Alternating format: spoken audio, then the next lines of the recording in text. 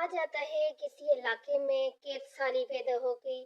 اس قید سالی کی لپیٹ میں نہ صرف انسان بلکہ چرند و پرند سب اس کا شکار ہو گئے۔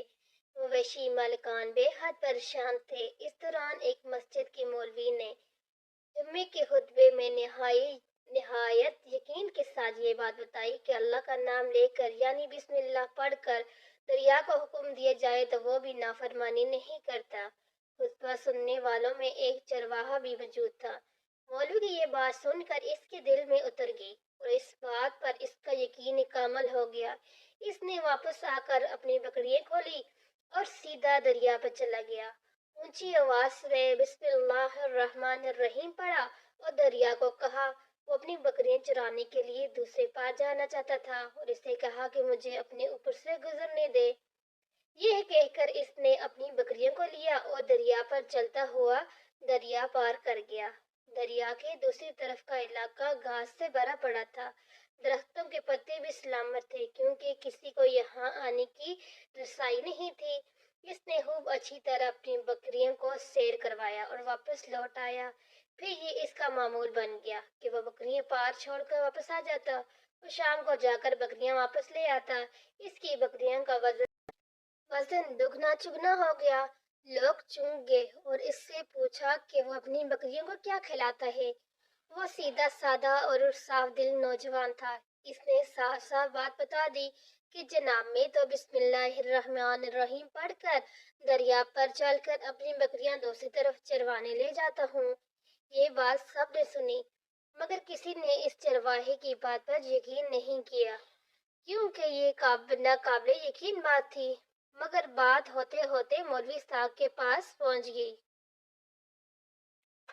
مولوی صاحب نے اس چرواہے کو بلایا اور سارا ماجرا پوچھا۔ اس پر چرواہے نے مولوی کو ہی حوالہ بنایا کہ مولوی صاحب میں نے تو آپ کا شکر ادا کرنے والا تھا کہ آپ نے جمعے کے خطبے میں جو نسخہ بتایا تھا کہ بسم اللہ کہہ کر دریا کو بھی حکم دو تو وہ بھی انکار نہیں کرتا، تو میں نے تو بس آپ کے نسخے پر عمل کر رہا ہوں۔ مولوی صاحب حیرت سے اس کے چہرے کو دیکھتے رہے۔ مولوی صاحب نے کہا بھائی صاحب ایسی باتیں تو ہم ہر جمعے میں کرتے ہیں، فقط ان کا مقصد لوگوں کا ایمان بنانا ہوتا ہے، مگر بکریوں والا ڈٹا رہنا کہ میں تو بسم اللہ پڑھ کر پانی پر چلتا ہوں اور بکریاں سمیت پانی میں پار کر جاتا ہوں۔ آخر کر مولوی صاحب نے صبح خود یہ تجربہ کرنے کی ٹھانی، جسے دیکھنے چرواہے سمیت پورے علاقہ بھی آ گیا۔ مجمع زیادہ تھا۔ مولوی صاحب نے ایک بار سوچا کہ انکار کر دوں کہ کہیں ڈوب نہ جاؤں، مگر وہ جو مولوی صاحب کو کندھے پہ اٹھا کر لائے تھے اب بھی جوش و خروش سے اللہ اکبر کے نعرے لگا رہے تھے اور مولوی صاحب کے حق میں تعریفیں کر رہے تھے۔ آخر کر مولوی صاحب نے اپنے ڈر کو دور کرنے کے لیے ایک رسی منگوایا۔ پہلے اسے ایک درخت کے ساتھ باندھا، پھر اپنی کمر کے ساتھ باندھا، پھر ڈرتے ڈرتے ڈیلا ڈالا بسم اللہ پڑھا اور دریا پر چلنا شروع ہو گئے۔ مگر پہلا پاؤں ہی رکھا تھا کہ پانی میں گر گئے۔ مولوی صاحب ڈبکیاں کھانے لگے اور پانی کے بہاؤ میں بہنا شروع ہو گئے۔ لوگوں نے کھینچ کھینچ کر باہر نکالا۔ مولوی صاحب کی اس حرکت نے چرواہے کو پریشان کر دیا کہ مولوی صاحب کی بسم اللہ کو یہ کیا ہو گیا ہے، کیونکہ اس کا یہ روز کا معمول تھا۔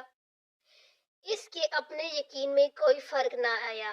اس نے بسم اللہ کہہ کر بکریوں کو پانی کی طرف اشارہ کیا اور خود ان کے پیچھے چلتا ہوا پار چھوڑ کر واپس بھی آ گیا۔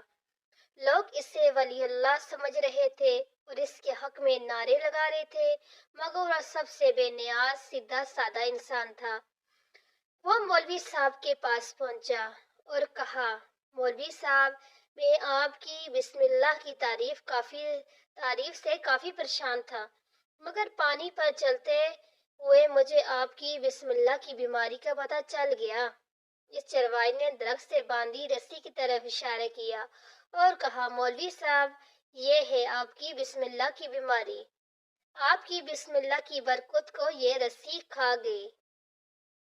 آپ کو اللہ اور بسم اللہ سے زیادہ اس رسی پر اعتماد تھا، لہٰذا اللہ نے بھی آپ کو رسی کے حوالے کر دیا۔ پھر کہنے لگا، مولوی صاحب آپ بھی کمال کرتے ہو، میں نے آپ کے منہ سے سنا اور یقین کر لیا، اور میرے اللہ نے میرے یقین کی لاج رکھ لی، مگر آپ نے اللہ کا کلام سنا مگر یقین نہیں کیا، لہٰذا آپ کو اللہ نے رسوا کر دیا۔ محترم ناظرین، عزیزو دوستو، یہی کچھ ہمارا حال ہے۔ ہماری نمازوں اور دعاؤں کا حال بھی کچھ اس طرح کا ہی ہے۔ ہماری دعائیں اور نمازیں یقین سے خالی ہیں۔ ہم دعائیں تو کرتے ہیں لیکن یقین سے نہیں کرتے۔ جس دن یقین سے کریں، دیکھیں قبول ہوتی